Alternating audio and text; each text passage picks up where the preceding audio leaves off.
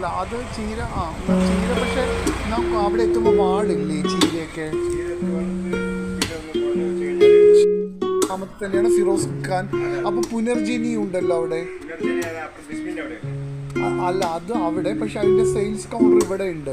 ആ സിംഹനാഥ ഗണപതി ക്ഷേത്രത്തിന് ഓപ്പോസിറ്റ് ഒരു അമ്പലം എന്തോ ഇല്ലേ, അതിന് ഓപ്പോസിറ്റ് ആ പ്രദീപ് ഡോക്ടറുടെ വീട്ടിലേക്ക് പോകണം അവിടെ. അപ്പൊ ഈ ഫിറോസ് ഖാന്റെ അവിടെ എന്താന്ന് വെച്ച് കഴിഞ്ഞാൽ ഈ പ്രകൃതി ചികിത്സയാണോ അവിടെ നടക്കുന്നത്?